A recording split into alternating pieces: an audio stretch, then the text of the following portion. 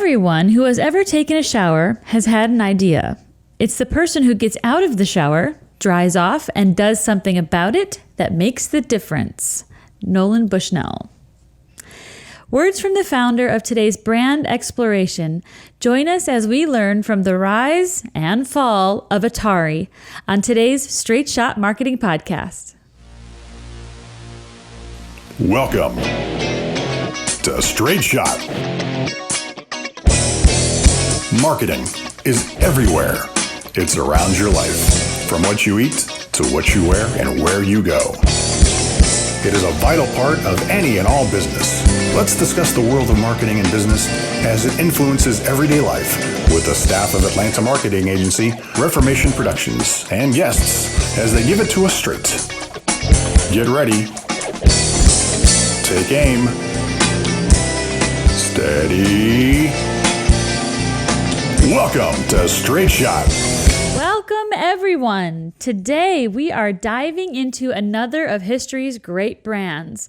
You either grew up with it or at least know it as a legend of industry. Today, we're talking about Atari. Now, I am Generation X, so I grew up with Atari. We didn't have what kids have today. We had dots. We played with dots, a joystick, button, and dots. I thought it was like a can with a string attached to it. I'm not that old. But we had to use our imagination to visualize our game experiences as if they were real. Today, what kids play look very close to real life with all the CGI and everything. They don't have to use their imaginations anymore. No, but and they can save and continue. That's cheating. Cheating. When I was a kid, when you die, you die. You died, that's it. You started all over again from the beginning. There's no such thing as respawning. No. Well, I am a Zennial, which is that little tiny wedge between Generation X and Generation Y. So I'm a 90s kid, is basically what that boils down to. So I grew up with Nintendo NES. Today we're going to talk a little bit about both. Okay, good. Mostly Atari and how the famous Atari VCS was the console that home video gaming as an industry was built upon. Well, let's get to it then and see if, what kind of marketing magic we can pull from their story today. Okay, so Atari was incorporated in 1972 by Ted Dabney and Nolan Bushnell. You'll recognize their iconic logo. It was designed by George Opperman and drawn by Evelyn Seto, whatever. It's fabulous. And while some refer to the design as the Fuji, which is a mountain in Japan, that is not relative to the intended design. To begin with, Atari was an American company. The silhouette of the design was intended to look like an A for Atari. So I got it on my shirt today. So Atari. And the three lines represent their first game, which was Pong. One player leaning in on the other side of a Pong court, like a tennis court's middle line. Yep. The middle line is this one in the center, and this was supposed to be a player, this was supposed to be a player. It's kind of abstract, but it's an iconic logo. Everybody knows what it is. Whether you knew the origins and the intentions or not, it feels very nice, very appropriate for computer gaming, and it lives on today. As in today, we have our shirts on. Yes, both of us are wearing the logo still today. Yes, we're very whatchamacallit, we're very festive. Yes.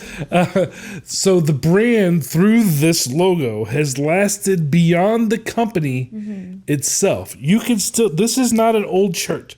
You can still buy paraphernalia with the logo on it because people love the brand. Absolutely. There is something to be said about a good logo design being timeless. So many entrepreneurs don't put enough time or investment into their company's logo. Those are the people that don't understand the value of marketing. It's also why you see some businesses have to go back and redesign their logo later to try to capitalize on its potential. Now, sometimes by the time they get around to it, it's too late and they're stuck with a bad logo. Well, Atari started with working on coin-operated games. Carnival games, skee-ball, billiards, and pinball had been around for a very long time. The origin of these games go back to bocce ball, croquet, bowling, right? And eventually they were moved inside. So I'm talking way back when they were still outside sports. Eventually they were moved inside, miniaturized to become, billiard tables and things like that. And I think the first pinball type game dates back to like the late 1700s. So Wow. been around for a while. Of course, Yes. only the financially well-off could afford it back then. But eventually, coin operation was introduced in 1930s, and they started putting it in, pool halls and gas stations and restaurants and stuff. Right, and these types of games had been successful for decades, and the industry was finally starting to grow due to technology changes. Atari's first video arcade game in 1972 was, anybody? Pong. That's right, and it was a huge success. That's right. So huge that it's on the shirt. Okay, so Pong is, for those that don't know, Pong is a table tennis sports game that was played on a video screen with simple two-dimensional graphics. Boop, boop, boop, right? It was based on Bushnell's thoughts for ways to improve the Magnavox Odyssey's home game. Now, Atari's Pong was not first to market, but it was the first commercially successful video game. Magnavox had the first home video game console, it just wasn't as good. They later tried to sue Atari for patent infringement. That is going to be a recurring theme throughout Atari's history. If they weren't being sued, they were suing someone else. Yeah, exactly. Atari's success with Pong helped establish the video game industry. Atari made several sequels, and others made several games that mimicked its gameplay, another theme that you'll see throughout this story. And Atari didn't help with that. What, with people copying their games? Yeah, they did it too. Oh, of course.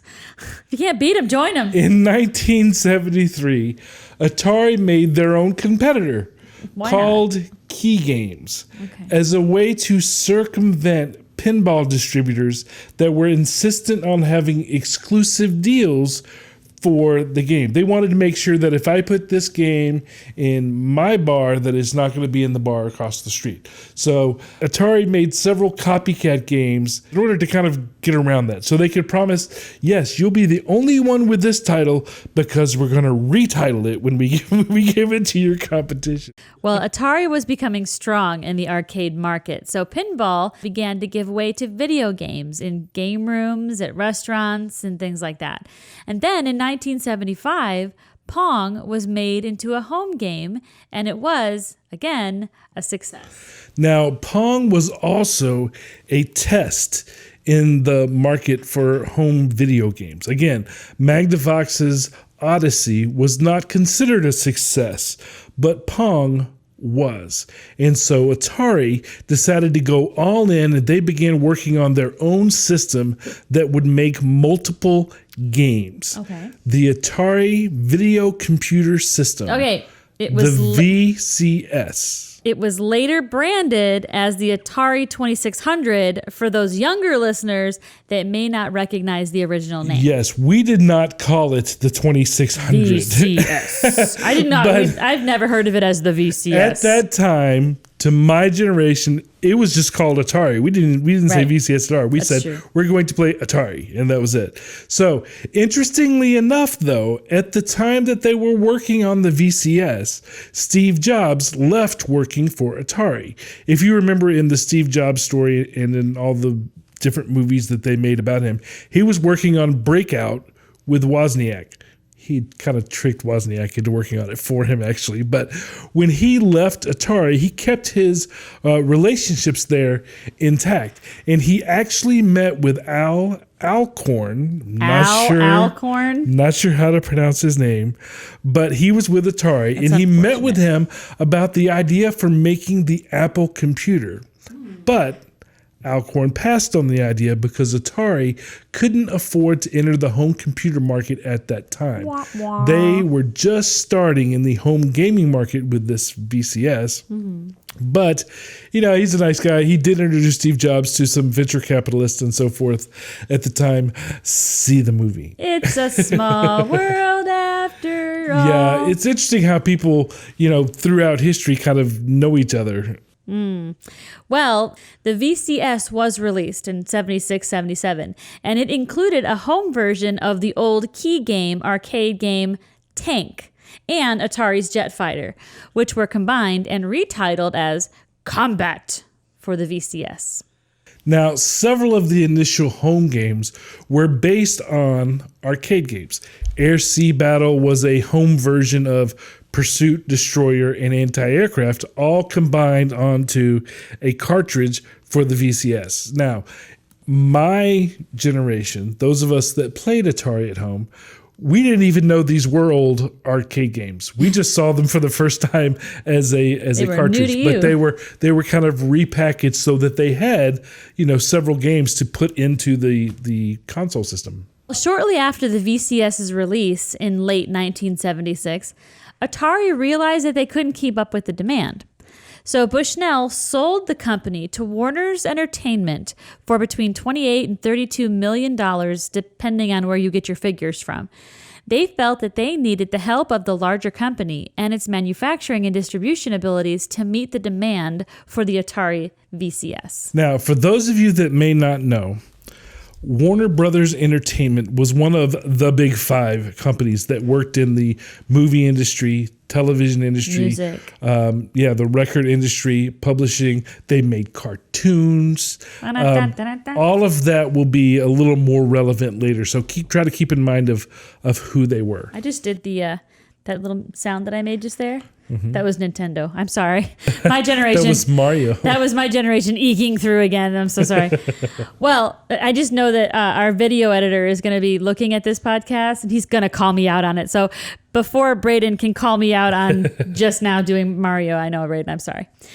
Well, the next year, in 1977, Nolan Bushnell started Chuck E. Cheese Pizza Time Theater. Yes. Chuck E. Cheese Pizza Time Theater as a place to distribute his arcade games and capture his target audience, kids. It was also inspired by Disneyland animatronics and a kid's favorite food, pizza.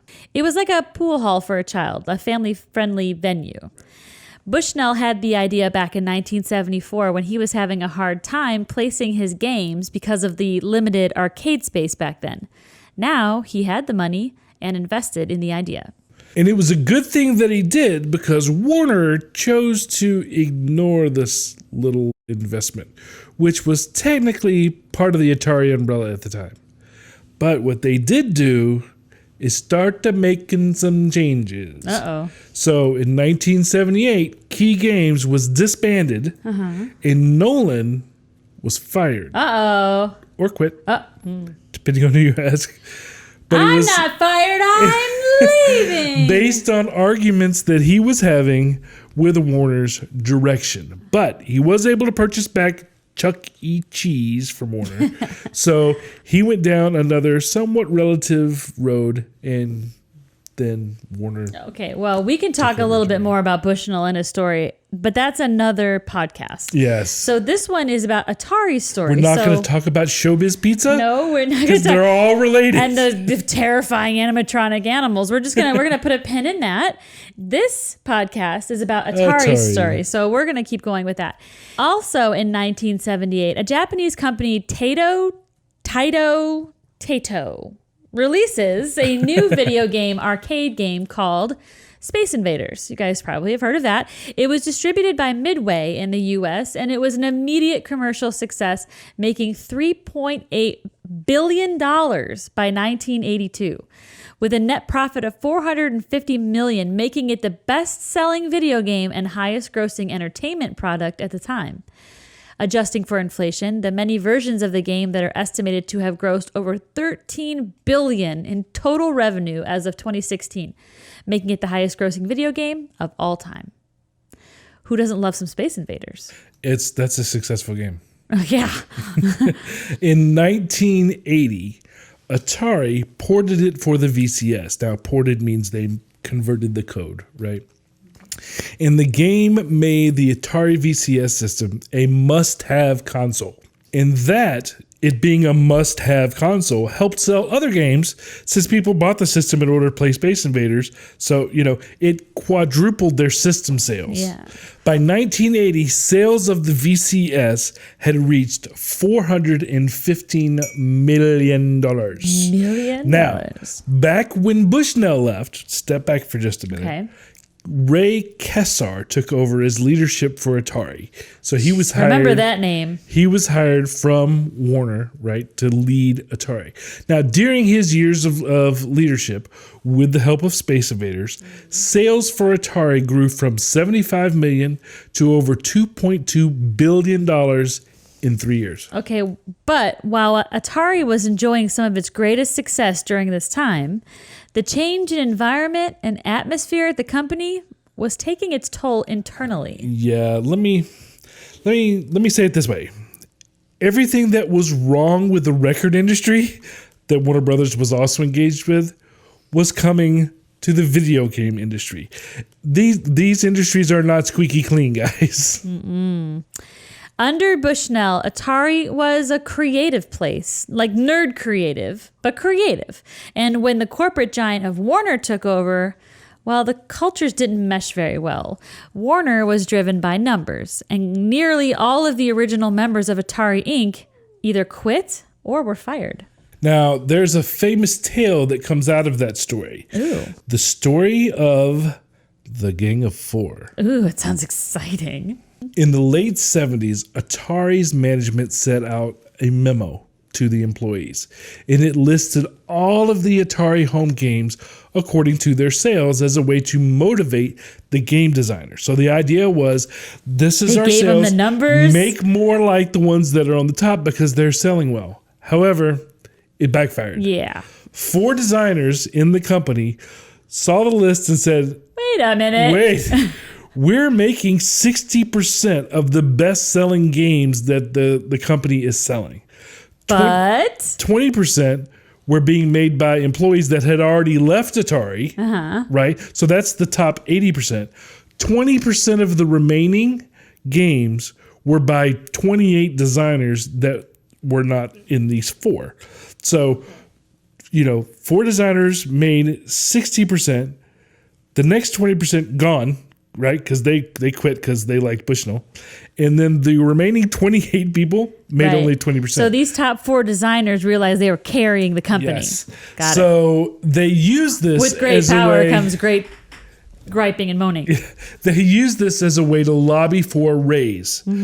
But they received no respect from Kessar. Atari had made $60 billion off of their games. Wait.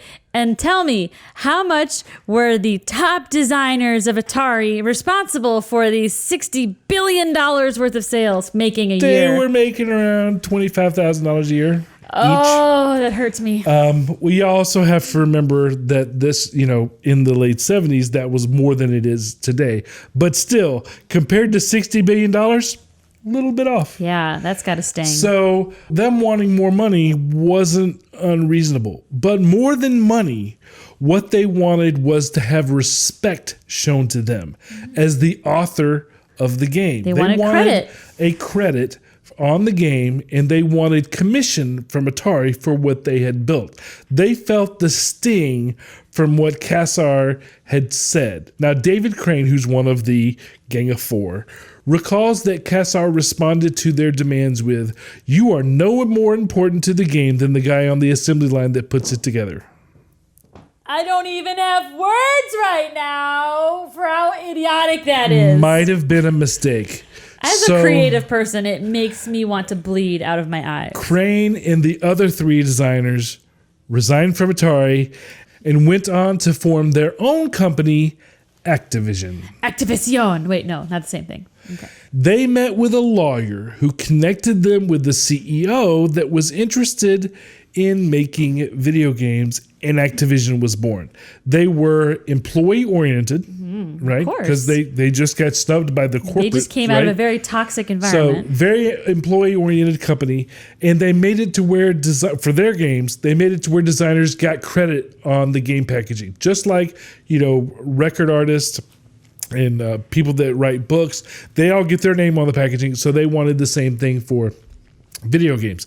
They also worked very hard because this was their company, right? They kept to what they had learned from Atari. One of the things that Bushnell had taught them was your games need to take a minute to learn and a lifetime to master, which is very important and very different than video games nowadays. Video games nowadays, I can't get the buttons straight, let alone, God, there's so much. Anyway, and they also helped each other because they were a small company.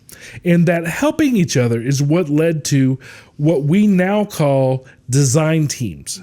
That was originated out of this concept because one guy would be the lead on the team making this game, and the other guys, because of a small company, would help him out and they would build it as a team. That design teams happen today because of the success of Activision. Now, knowing that the skills that they had were in making Atari games, and in recognizing that Warner Brothers had quite the legal team, they knew that if they were going to continue with what they knew best, games for Atari, they would have to make a new cartridge because they understood Atari's design was patented. They would have to make a new cartridge, but they would have to make sure to design it in a way so that Atari couldn't change something on their system and make the Activision games not work. So, the first this again, not the only time you'll see this type of behavior in the video game industry, but this was the plan from Activision. Now, of course, Atari sues Activision. Of course. But they lost, allowing Activision to become the first third-party designers for a gaming system. That, of course, is commonplace now. Take that, Kassar. Well, also in 1980, while Atari is getting their Space Invaders on, Namco released a new game in the arcade. Anybody know what that's? The brand new arcade game in the 1980s. Anybody? Pac-Man. Yep. It was called Pac-Man. The original Japanese title of Puck-Man was changed to Pac-Man for international releases as a preventative measure against possible defacement of arcade games. What that means is they just knew that teenagers were going to run through there with a Sharpie and change Puck-Man to something else. To something else. Because in English, Puck-Man is very close to other words that could end in man. I think that was some They didn't have that problem in Japanese. That was some good foresight on their thought. So Pac-Man, they changed it to the name Pac-Man for international release. And Pac-Man actually brought in women. It was not overly science fiction-y, wasn't military. It had a broader appeal. And it was crazy popular.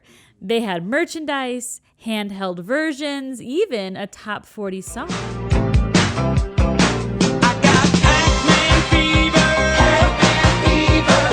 It even became a cartoon series.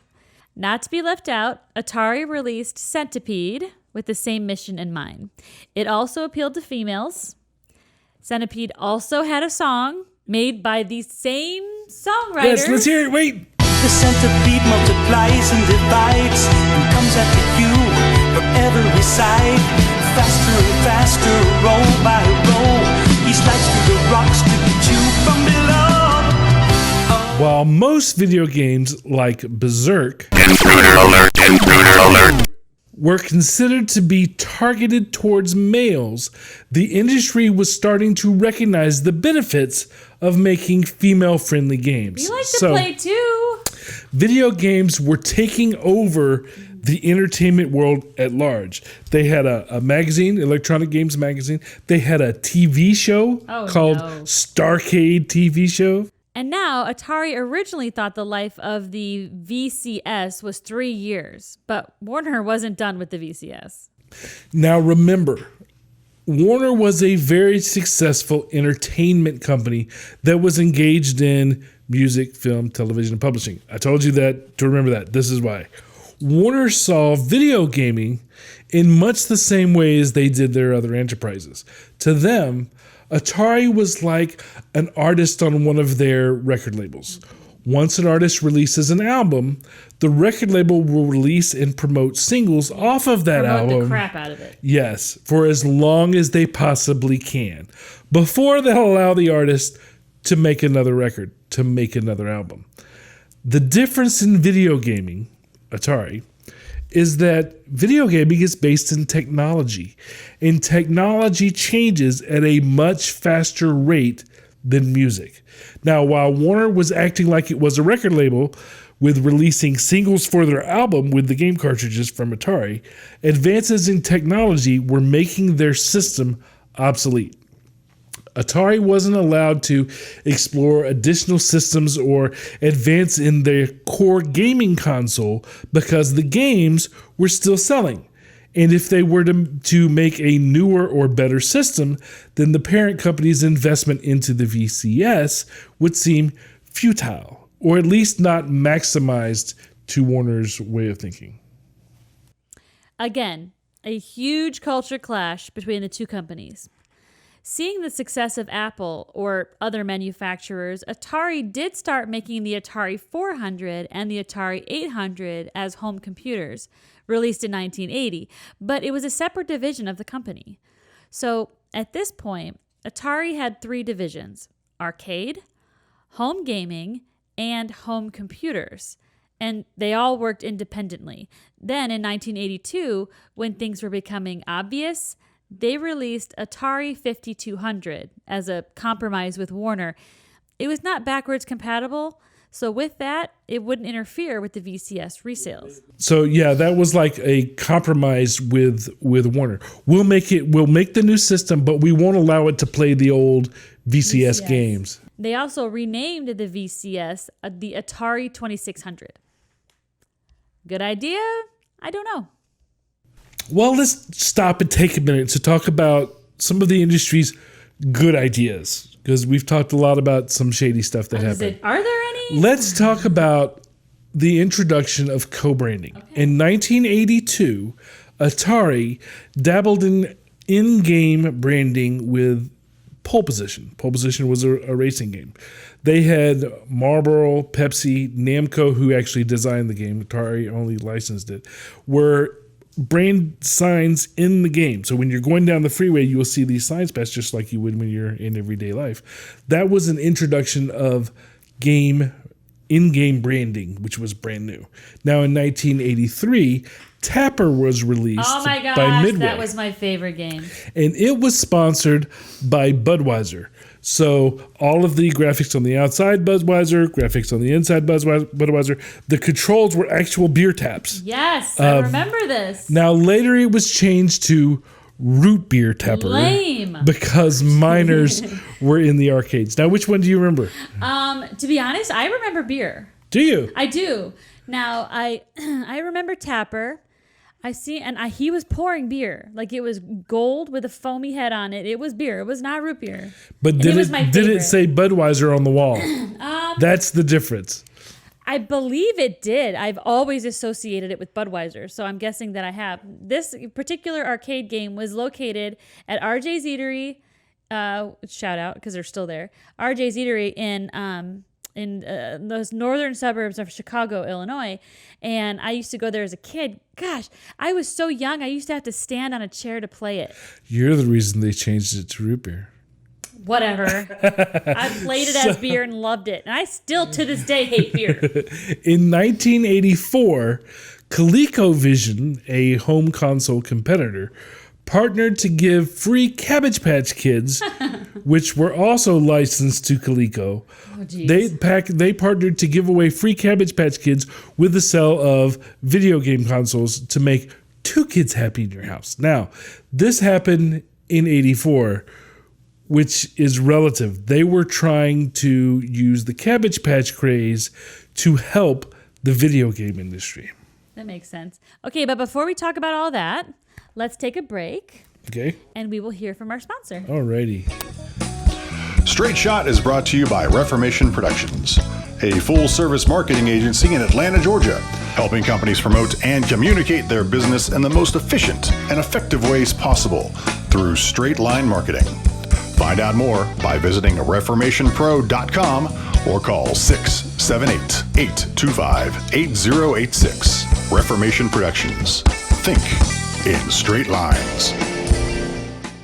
Welcome back, everybody. So, Zachary, Yes. we were just about to talk about the giant bubble burst in the industry. Yes, the video game crash of 1983, also known as Atari shock in Japan, Wow. where Atari lost $533 million. Jeez. Ugh. Now, the crash was attributed to several different factors, including market saturation in the number of game consoles and available games, the waning interest in console gaming as in favor of personal computers, but revenues had peaked around $3.2 billion in 1983, then fell to around $100 million by 1985. That's a drop of 97%. That's a big drop. So that's devastating, really. Kind of a predecessor to the dot-com crash of the 1990s. So Yes, late 90s, early 2000s. yeah. So let's talk about the factors that went into this crash here. Okay, all right, so details. Yes. Flooded market. One of the details for that was the games themselves. Atari had lost publishing control, starting with Activision, but then growing to include other companies like eMagic or iMagic, Apollo, Coleco, Warner Brothers, CBS, Mattel, Fox, MCA. Everybody started getting in on making Atari games. So Atari had lost control of publishing the games. And with the release of so many games in 1982, by the time everybody caught on that this was doing really well, the stores were running out of shelf space. So most stores had insufficient space to carry all of these new games and all these new consoles that were coming out. So as the stores tried to return the surplus games to the new publishers, the publishers didn't have any new product, right? Because they were just trying to jump on the bandwagon. And they also didn't have the cash to issue refunds to the retailers. So a lot of them just went under, just tanked. Jeez. Now, the other thing that flooded the market beyond the games are the systems. Everybody started coming out with their own Atari type home gaming video console system. And there were too many systems out there, and it became a crapshoot for parents. They had no idea what game was what was better than it, what was going to make Tommy cry. So it became very difficult as far as the retail experience is concerned. So another thing that led to the crash was obsolete technology and misleading marketing together. Now, as the company stood by the VCS internally, right, the marketing engine of Warner was running at full speed. And Atari was a huge hit in the marketplace until their being short-sighted with the technology caught up with them. But marketing knew what was needed to capture the consumer's attention and to sell units. And that's exactly what they did. They were selling. But over time, the system could no longer deliver on what marketing was promising. Uh-oh. The packaging was misleading. Okay, well, let's talk about the specifics on that. Okay, I'll give you a couple of examples as far as what I'm talking about.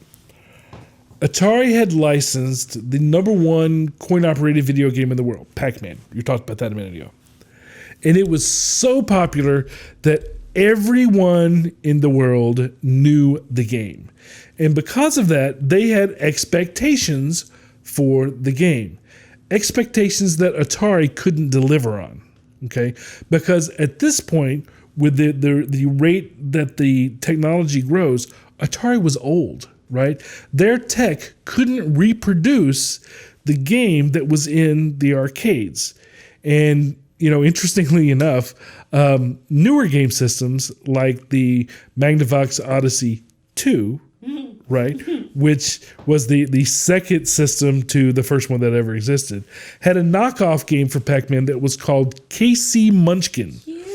Now, it was a newer system, so the technology for the system was better, and it was a better game. However, Atari owned the licensing for Pac-Man and sued them. Ooh. Again, suing.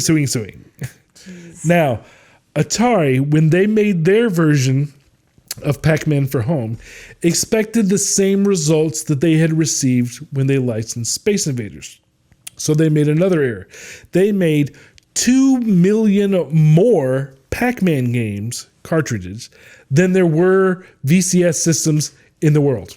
That's an overshot. Because they expected the Pac-Man to sell the system. And it didn't. Because people wanted it to look like the arcade, and it didn't. I was one of those people. I was very disappointed with my wahka-wahka not being like the the arcade.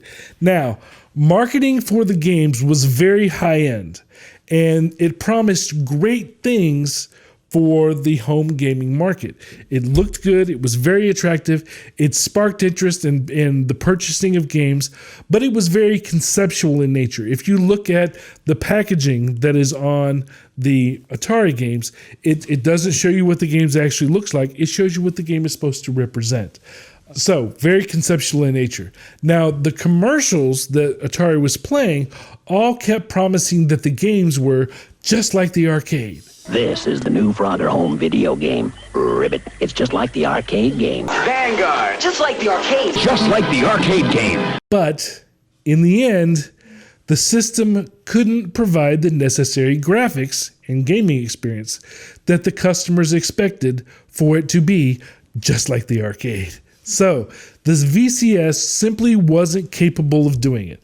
The graphics and gameplay were well below par considering the consumer expectations and the promises that marketing was making about the games. But Warner kept the marketing engine rolling. They had begun using the relationships that they had in the rest of their big umbrella corporation, right? So they partnered with Steven Spielberg's movies, E.T. and Raiders of the Lost Ark, through licensing the name of those brands and relating it to games for the VCS. Now, since Atari hadn't been allowed to continue innovation in technology, customers simply stopped being interested in video gaming because they were constantly being disheartened, right? Atari tried to course correct, but much like the Coke story, it was too late. So the system's technology couldn't keep up. Their graphics and the abilities were becoming outdated, and as a result, while some stores sold new games and machines, most retailers stopped selling video game consoles altogether, or they reduced their stock significantly, reserving floor and shelf space for other products. Another reason was that people began favoring home computers. They had the better graphics and even the better games. Yes, and that brings up another factor that I would be remiss if I did not mention, and that is bad gaming. Okay, so not only the graphics, but the games themselves. So since Activision had become a third-party maker of games, a slew of other companies had jumped on board and started making poor quality games because they were just trying to get their piece of the pie, right? So consumers didn't know what game was good, what game was bad, because there were so many different games on the market from so many different people. The retailers didn't know what was good or what was not any better than anybody else because they also bought too many games. Several were simply not good games, whether because of the graphics or because of the gameplay. Simply, everybody was trying to make games like Atari to get a piece of the video game pie. The money pie. Yes. But Atari was not innocent in this either. So just like they had done with Pac-Man, they overproduced E.T. So they made way too many cartridges because E.T. was the most popular movie. They expected the video game to be the most popular video. But it was popular. So they made it was. For an entirely different reason. However, it was considered by most people to be the worst Atari game of all time. That's why it was popular, because it was the worst. It did not sell. And in September 1983, Atari discreetly buried much of this excess stock as well as unsold stock of earlier games in a landfill near New Mexico. Now, this was considered an urban legend for quite some time, but has been proven as fact since then. So they literally buried all of these cartridges in the ground. Yes. to like hide what they did. Seems as much. Like a little kid when they're like, no, it wasn't me. It must have been somebody else. That's really, so basically the consumer felt screwed, right? And lost interest. Right. They didn't take care of the customer, and therefore the customer took their business elsewhere. Well, okay, so the entire market was overly saturated, right? Bad games, rip-off clone games, ported versions on multiple systems that all look different. That's a very good point. You could have Donkey Kong in the arcade, and then it looked different than Donkey Kong on Atari, and that's one thing. But then you had Donkey Kong on Coleco, which looked completely different, and then you had it on this other system, and it looked different. It was very bad. And what you said earlier about parents, not knowing what is compatible with what anymore. Yeah. Because heaven forbid you buy the wrong game for a system you don't have. But then there was the high pressure hype of it all with the cartoons and the merchandising, the sequels and video game related movies. Yes, it was, as far as pop culture was concerned, video gaming was on fire. So the public was disenchanted with the video game fad. They were over it. The bubble burst. Pop. The stocks crashed. Tumble. And Atari had lost $533 million by the end of 1983. $80 million in the last quarter alone. We going to check in with our buddy Kassar on this one? So, Mr. Kassar was in talks with Nintendo about merging with Famicom. So everybody understood that there was an issue and they were trying to fix it. Coleco was like, hey, we have Cabbage Patch Kids. Throw in an extra ColecoVision. And Atari was talking with Nintendo about merging with Famicom to make, a new system that was better. Now, Kassar resigned after he was being charged with insider trading. Ooh. So I'm guessing he resigned in lieu of charges. He quietly bailed out, and Famicom became a huge hit in Japan. Now, for those of you that don't know, Famicom was later re-released in the US as the NES, so the Nintendo Entertainment System. So the merger did not go through because, number one, Kassar was ousted for being... He was a criminal and a for jerk. being a crook. Japanese do not like that. Nope. And the Japanese product started becoming a really huge hit, so they didn't think they needed Atari anymore. So Atari was split and sold into two parts by Warner, because Warner didn't want it anymore either.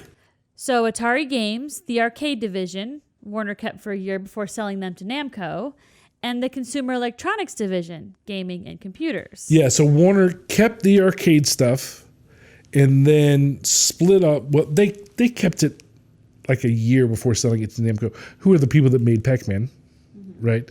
And then consumer electronics, that's the VCS that we keep talking about, and also the Atari 400 and the Atari 800, which were the home computers. So this was sold to Jack Tramiel, the former CEO of Commodore International. Yes, I remember the Commodore 64. Yes, his company, and renamed Atari Corporation. And it was sold for $50 and a promissory note of $240 million. Okay, so wait a minute. Warner couldn't even actually sell the company. They had to loan the Commodore guy money to buy the brand because they knew the brand was worth something.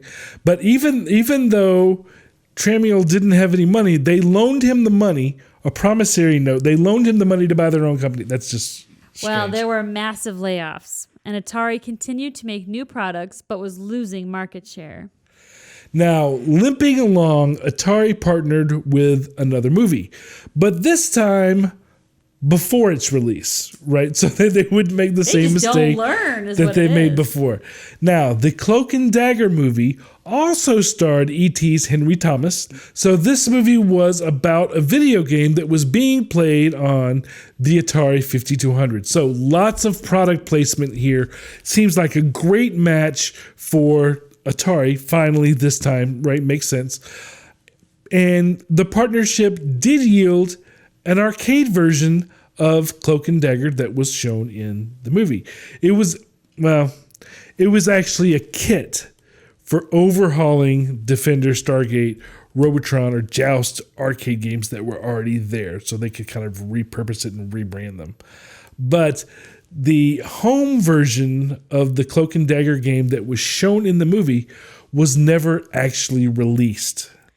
Well, Tramiel, having a Commodore background, was focusing on computers. Yeah, that sounds like a really great excuse. But if you make a movie about a game, put out the game. You know? Now, I briefly had mentioned Nintendo. Yes. Right?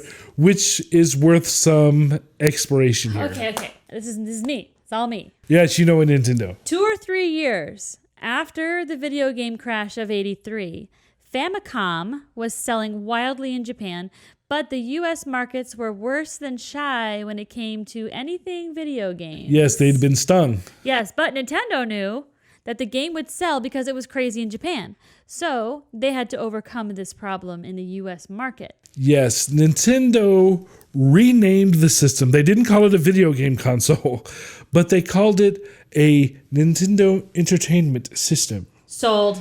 I'm a 90s chick. Sold. So they had Rob the Robot, which was a companion, and they had a Zapper light gun, which worked with Duck Hunt. And this is kind of how they made it not be a video game. It's not. It's a toy. Right? We got a little robot. We got a gun. This is a toy. It's not a video game. Well, You people are stupid. it worked. We are stupid. They also had the games were front loaded into the system behind a door, like a VCR, where it didn't look like all of the other video game consoles that had come out, because the rest of them all had the game sticking out. So it looked different. So they made that promise. They promised to buy back any systems that did not sell from the store, which was huge. This is a big deal. They also they launched in New York City, which is a huge market to kind of test in.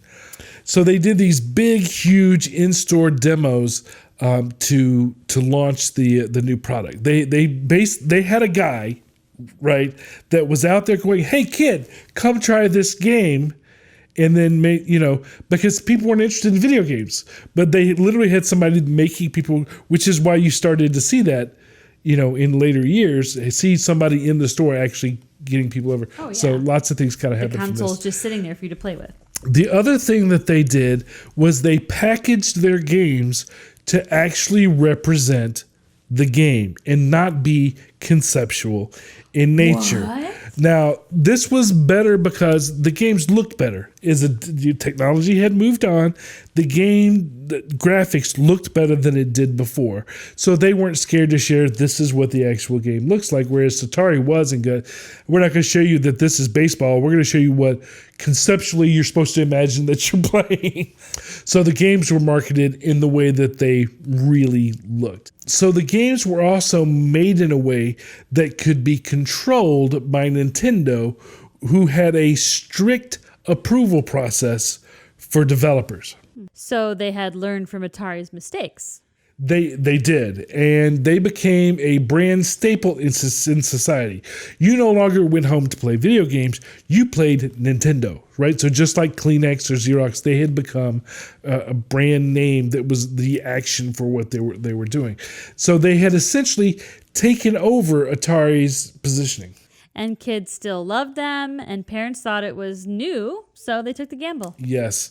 Now, you remember I told you that Nintendo had a special system for developers where they could basically lock down and only approve certain amount of games per year, which they had learned because Atari-related games had flooded the market before, and Nintendo didn't want that to happen again. So they had their cartridges had a lockout chip in them, which made it where they could control who they approved or did not approve to put out games.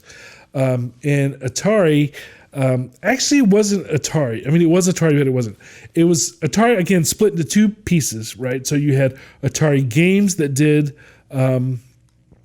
arcade games, and then you had Atari Corporation, which did the home games. Well, the Atari arcade folks decided they wanted in on making games for home consoles again. Again, at this point, Atari is nothing but a brand name, so it gets confusing. But they decided they wanted to get in on making games for the various consoles, and actually were trying to figure out how to break Nintendo's locked out system, which they did to control the flow of games in the marketplace. Now, the ironic thing is that's the same thing that helped to tank Atari a few years earlier. So, but they made another division. Atari Games was only arcade. So they couldn't do anything under the name Atari because Atari Corporation owned that section of the, so they made they made a new brand name called Tengen, which was a Japanese word, came from the game Go. Anyway, Tengen, which is like Key Games, is just another name for the same. They started making games for the home systems under that brand name, and they're the ones that tried to get around Nintendo's locking system. They had decided they were going to do this. They made all these games. They couldn't figure out how to get around it. They actually tricked the United States Copyright Office into giving them the patented designs for the program so they could backwards engineer it.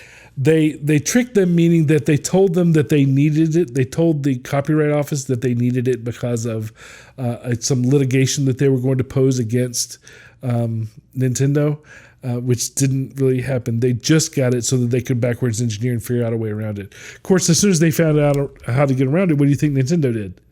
They sued them. Because that's what we do in the video game industry.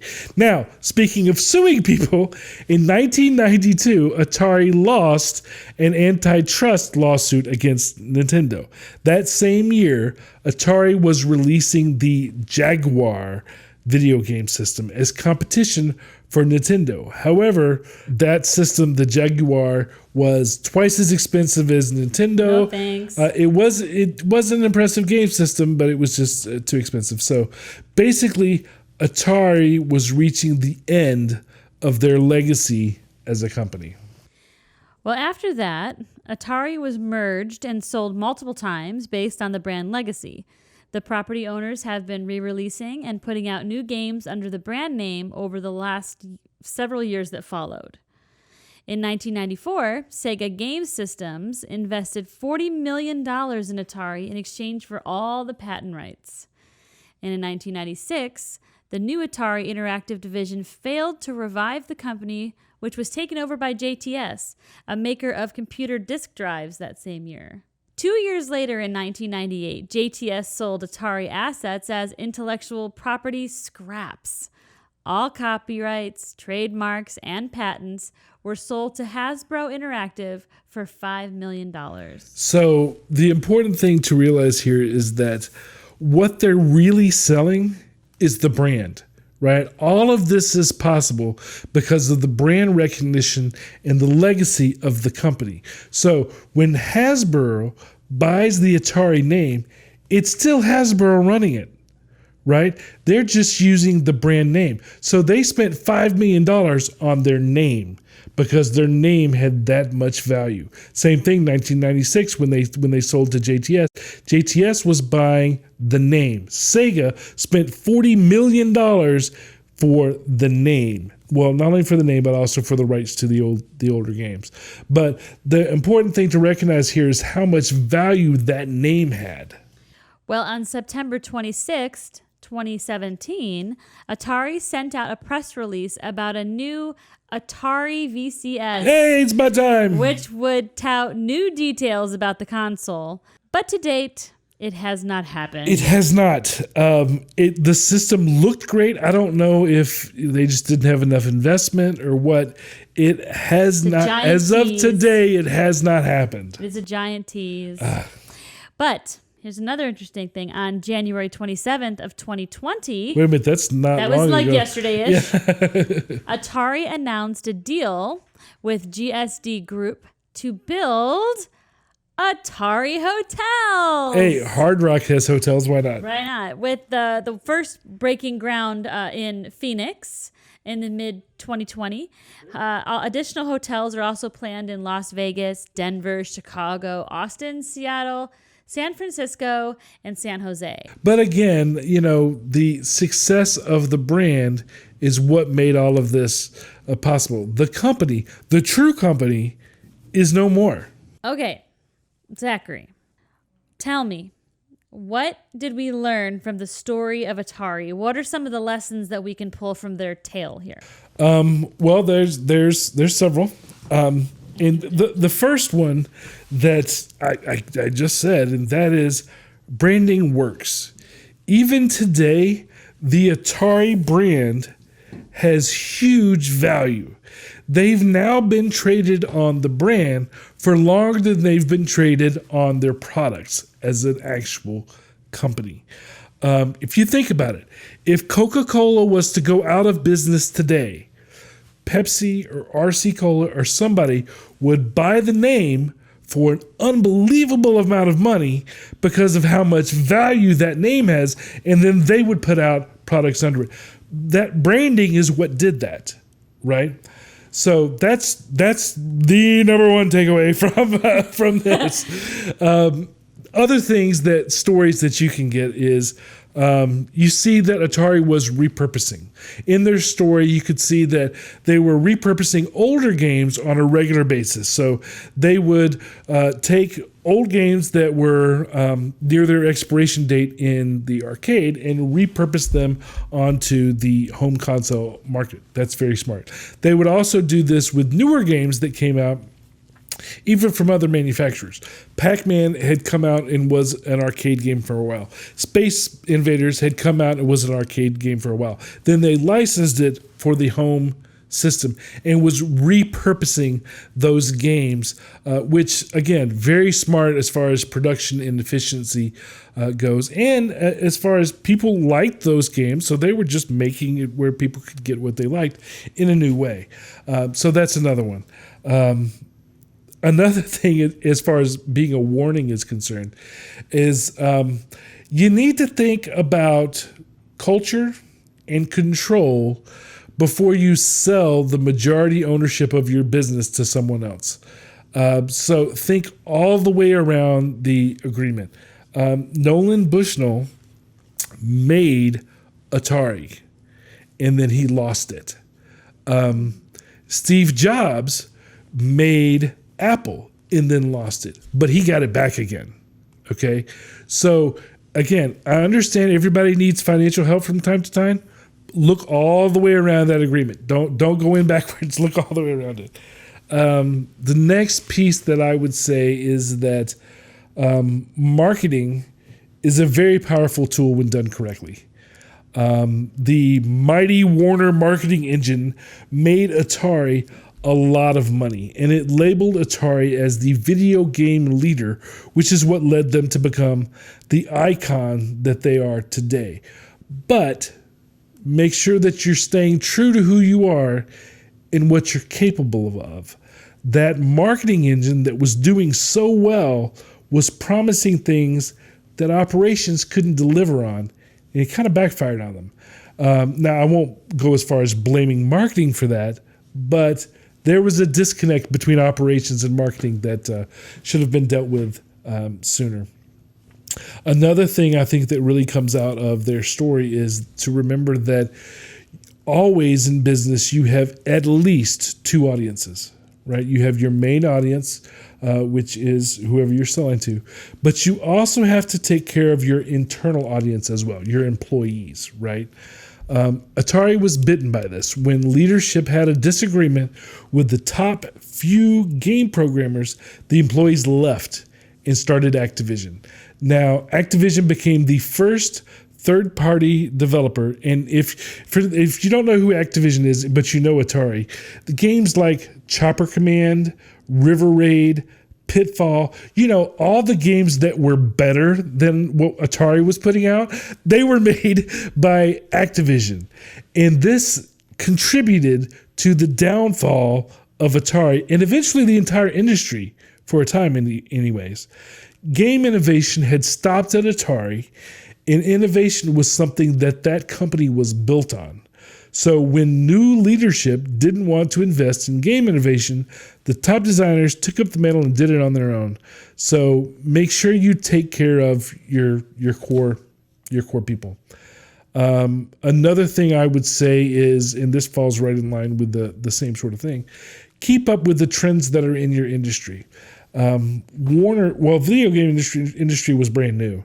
So Warner didn't know anything about video game industry. They were trying to relate it to what they did know. But now that in hindsight, where we can see that, keep up with the trends that are in your industry. Continue to advance in technology and hardware that supports the needs and desires of an ever-changing marketplace. It's very important to kind of stay up on all of that. And then the last thing that I would say, I think it's the last thing, is to learn from the experiences of other people. We spend a lot of time here talking about the lessons of these big, huge brands that everybody's heard of so that you can learn from their experience. Now, after the demise of Atari, Nintendo renewed the home video game marketplace, which was put away, gone, a bad word, right? But they had learned from Atari's story. They put out their own gaming system, the Nintendo Entertainment System, NES, but they continued to reinvest and innovate their core product in addition to game development. They did both. So the NES gave way to the Super Nintendo, which was succeeded by the Nintendo 64, then the GameCube, and then the Wii, and then now we have a Nintendo Switch that my son plays on in the house. So this was all industry-level course correction based on the history of their predecessor. Now, Sony, PlayStation, did the same thing. You have PlayStation, PS2, PS3, PS4. There'll be a PS5, I think, later on this year. Always innovate.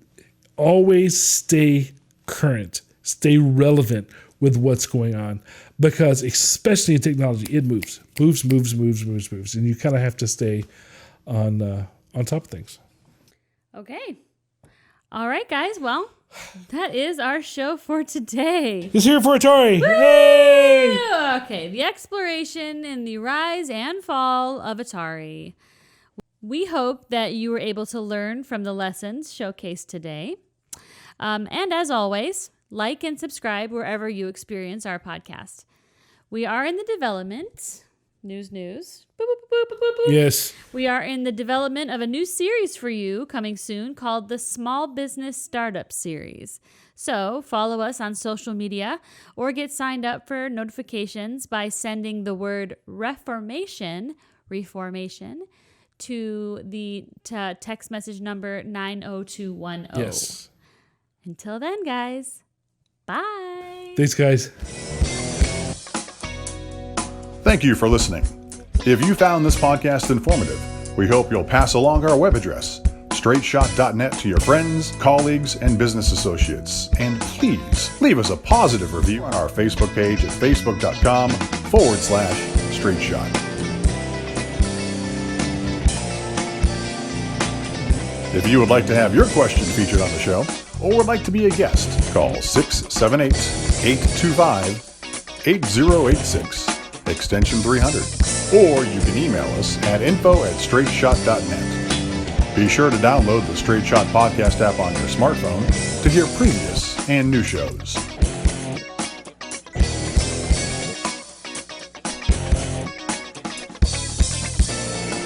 This has been Straight Shot.